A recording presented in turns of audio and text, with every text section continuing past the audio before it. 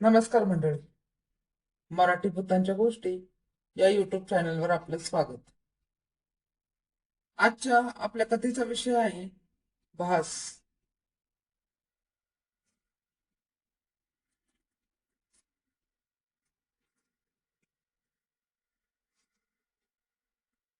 गावातून शहराला शिक्षणासाठी जाण्यासाठी ती एक सन्मानाची बाब असते. माझ्यासारखेच या सन्मानात भागी होणारे माझ्या गावातील काही मित्र पण होतेच. गावातून बरेच वर्ष बाहेर शिकणारे व्यक्ती पण असतात. त्यातला मी आणि माझा मित्र रोहित. गावावरून नवीन येणाऱ्या मित्रांसाठी आमची रूम एक सार्वजनिक ठिकाणाच झालं होतं. फक्त त्या जागेला सार्वजनिक ठिकाण म्हणून महानगरपालिकेकडून घोषित व्हायचं बाकी होतं.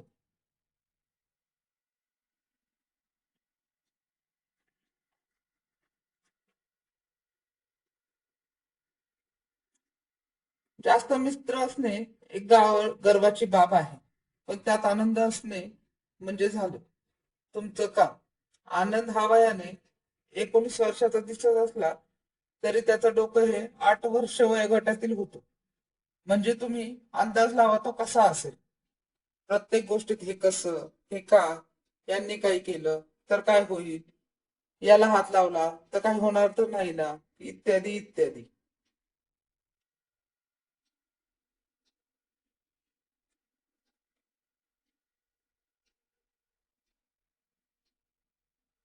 माझ्यासोबत झालेली एक सत्य घटना.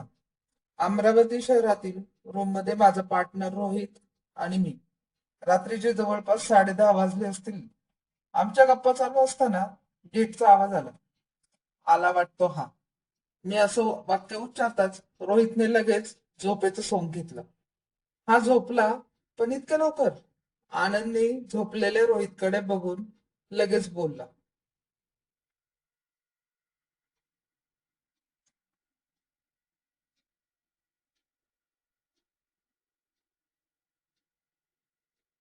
मी लगेच बोललो, लवकर कुठे? रात्रीचे जवळपास 11 वाजत आलेत. तो बाकी नाही, बाकी सारखा नाही रे. कुठे पण रात्र बेरात्र फिरायला. मी हे वाक्य बोललो याचा अर्थ त्याला कळला होता की नाही तोच झाला.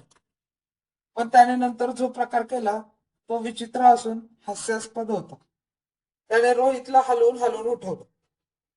तो म्हणाला, ते म्हणतात ना, झोपलेल्या व्यक्तीला उठवणे सोपे असतं, पण झोपेचे सोंग घेणाऱ्या व्यक्तीला उठवणे कठीण. त्यातलाच तो प्रकार होता.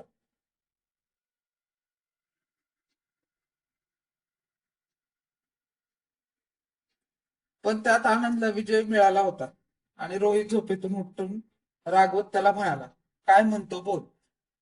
काही नाही, झोपला होता का हे विचारत होतो. त्या वाक्यामुळे मी हसू लागलो. परंतु या नेहमीच्या त्रासाला आम्ही फार कंटाळलो होतो. काय करावे बरं या विचारत असतानाच मला एक युक्ती सुचली. अरे रोहित, काकांनी स्टोर रूमची पूजा केली का? मी संशयास्पद रोहितला विचारणा केली. माझ्या हालचालीवरून रोहितला समजलं होतं की मी काहीतरी खोटं बोलतो आणि त्यात त्याला हो म्हणावे लागणार. आणि मला ज्या वाक्याची आनंदकडून ऐकण्याची इच्छा होती नेमकं ते तेच बोलला. कशाची पूजा? स्टोर रूमची. कशाला? तितक्यात रोहित म्हणाला, रात्रीच्या वेळी हा विषय कशाला काढलास? परत आनंद आपल्या भुवया चढवत आमची विचारणा करत होता. काय आहे स्टोर रूमचा विषय?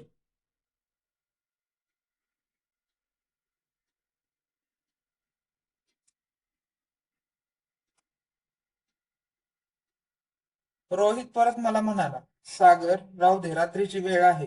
उद्या सकाळी सांग त्याला. बरं, उद्या सकाळी सांगतो.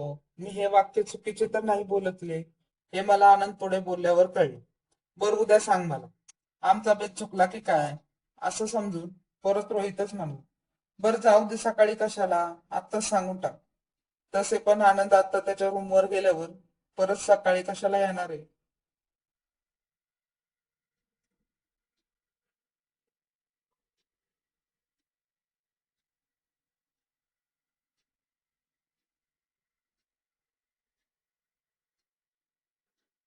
बस का? इतकं बोलण्यानं माझ्या गोष्टीला हिरवा झेंडा दाखवला. आणि माझी गोष्ट पुढे चालू ठेवली. ऐक तर, आम्ही इथे राहायला यायच्या आधी सर्व मुली इथे राहायच्या. पण स्टोर रूम आधी स्टोर रूम नसून तिथे मुलींची रूम असायची. जवळजवळ या 3-4 रूम मिळून इथं 10 ते 12 मुली राहायच्या. गोष्टीच्या मध्यात आपलं नाक खुपसत आनंद म्हणाला, मग त्या गेल्या का इथून? आणि या सर्व रूम मुलांनाच का दिल्या?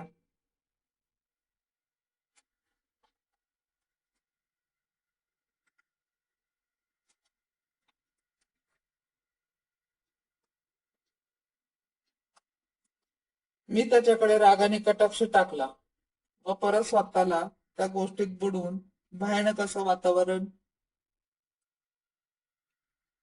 तयार करण्यात मी जुटलो. 3-4 वर्ष आधी ज्या स्टोर मध्ये मुली राहायच्या, म्हणजेच आता स्टोर रूम आधीची ती मुलींची रूम. परत काही आनंद मध्ये विचारणार म्हणून मी त्याची शंका आधीच दूर केली. आणि तेच नेमके विचारायला त्याने तोंड उघडलंच होतं.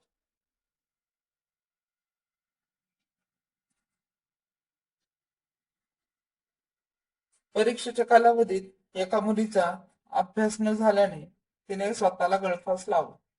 घरची परिस्थिती हालाकीची असून तिच्या बऱ्याच जबाबदाऱ्या होत्या. बाकी मुली या घटनेने घाबरून इथून रूम सोडून गेल्या.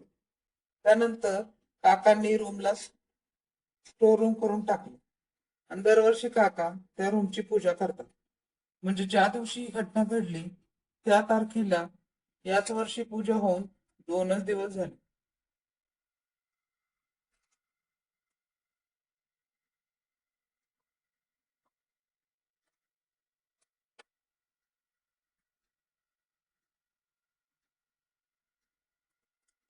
माझ्या बनावट गोष्टीचा आनंदवर बराच परिणाम झाला होता. तो लगेच आमच्या दोघांच्या मधात झोपून राहिला.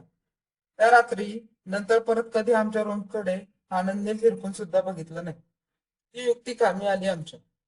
घड्याळाचा काटा हळूहळू पुढे सरकत होता. मंद अशा प्रकाशात रात्रीचे 11:30 वाजले होते. हे दिसत होते. माझ्या बाजूचा बेड खाली होता. कारण रोहित हा सुट्टी असल्यामुळे गावाला गेला होता.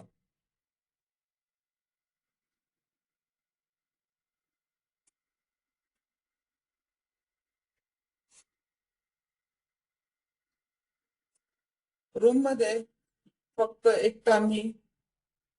काळजात भीतीने घर करावं तशी अचानक माझीच बनवलेली गोष्ट मला आठवली. ती गोष्ट आनंदला सांगून फक्त 3च दिवस झाले होते. माझ्या मनात परत परत एकाच विचाराने घोळ घातला होता. असला काही प्रकार भूतकाळात तर घडला नसेल ना?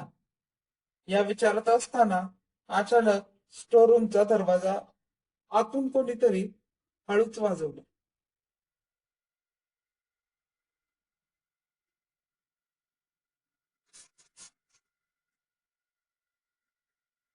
माझ्या हृदयाचे ठोके तर वाढलेच होते. पण हा आपला भास आहे हे समजून मी तो आवाज परत ऐकण्यासाठी स्तब्ध झालो. तर बघतो तर काय, तो आवाज खरंच आतमधून येत होता. माझ्या हृदयाच्या ठोक्याचा आणि त्या आतील आवाजात एक साम्य होतं. मी लगेच माझ्या रूमच्या बाहेर पळत सुटलो. माझ्या रूमलाच लागून स्टोर रूम होती आणि माझ्या रूम मधूनच स्टोर रूमला जाण्यासाठी मार्ग होता. म्हणजेच माझी रूम आणि स्टोर रूम आधी जॉईंट रूम होत्या. रूम बाहेर उभं राहून मी स्टोर रूमच्या दरवाजाकडे बघत होतो. मला माहित नसलेले बरेच देवाचे जप मी त्या वेळेला करत होतो. आणि अर्थ माहित असलेली हनुमान चालिसा देखील मी म्हणत होतो.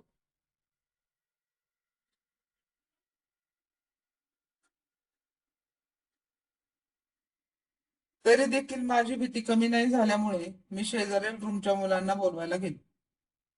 तर ते पण गावालाच गेले होते. 2 तास होऊन गेलेले मी रूमच्या बाहेर उभा. आनंद त्याच्या रूमवर होता. त्याला बोलवावंच तर माझा मोबाईल रूम मध्ये बेडवर होता. त्याला कसं फोन करून बोलावं? रूम मधून मोबाईल कसा बाहेर आणायचा?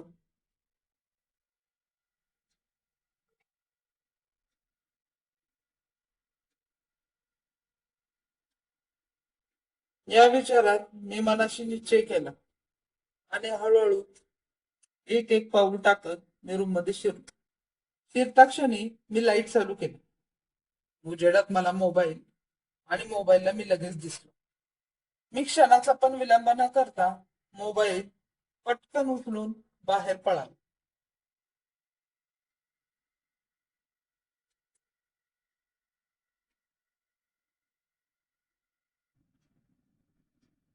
फोन ऑनला लावताच त्याने माझ्या रूमवर यायला नकार दिला. मी त्याला बराच समजवण्याचा प्रयत्न केला की मी तुला सांगितलेली गोष्ट खोटी आहे. आजच्या दिवस झोपायला रूमवर ये. परंतु समजावून सांगण्याचा काहीच फायदा नाही झाला. उलट तोच मला म्हणाला, गोष्ट खोटी आहे तर तू कशाला घाबरतो, झोप एकटाच, काही नाही होत. आनंदने पहिल्यांदा विचारपूर्वक व कामाचं बोललो, आणि ते पण माझ्या वाईट वेळेस.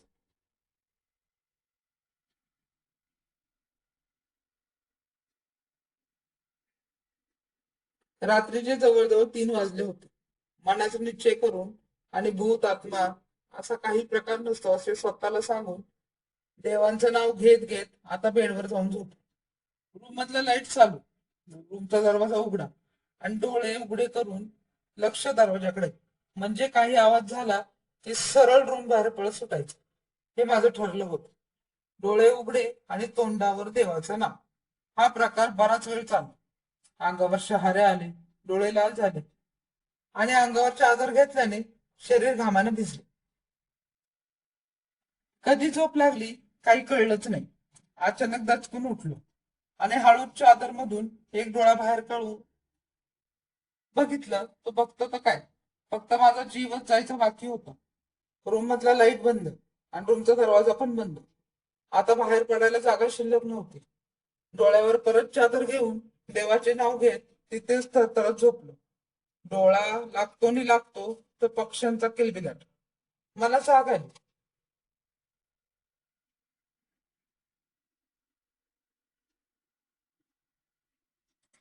रात्रीच्या प्रसंगामुळे मी पूर्ण हादरून गेलो होतो. माझ्या रूमच्याच बाजूने रूम मालकाचं घर होतं. मला न राहून मी त्यांच्याकडे गेले आणि काकांना भीत भीतच विचारलं, काका स्टोर रूम मध्ये काही आहे का. मी फक्त इतकंच बोललो होतो. तर काकांच्या चेहऱ्यावर हसू आलं. म्हणजे त्यांना काय म्हणायचे आहे हे लक्षात आलं असेल का. अशा विचारत असताना त्यांनी लगेच मला विचारले, बोल, तुला काय म्हणायचे आहे.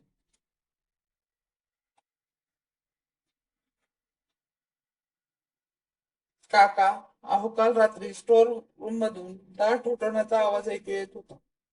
माझे हे शब्द ऐकून काका परत हसले. मला कळत नव्हते काका का बरं हसत आहे.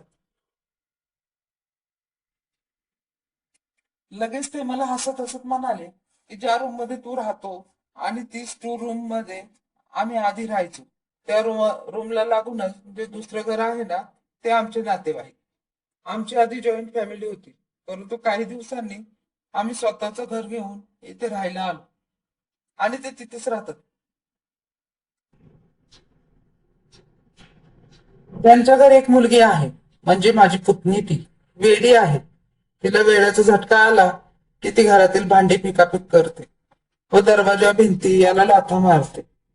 आणि त्या घरातून स्टोर रूम मध्ये यायला एक कॉमन दरवाजा आहे.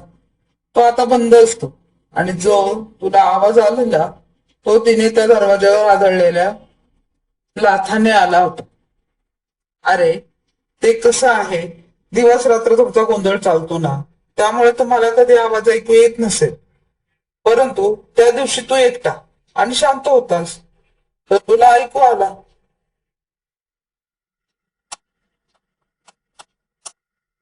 मग काका, काल रात्री माझ्या रूमचा दरवाजा कसा बंद झाला होता, आणि हो, लाईट पण बंद होती. काका माझ्या या प्रश्नांनी हसायला लागले. अरे बाळा, रात्री मी उठलो होतो तर मला दरवाजा उघडा, लाईट चालू आणि तो झोपलेला दिसला. तर मी लाईट बंद केला आणि दरवाजा बाहेरून ओढून घेतला.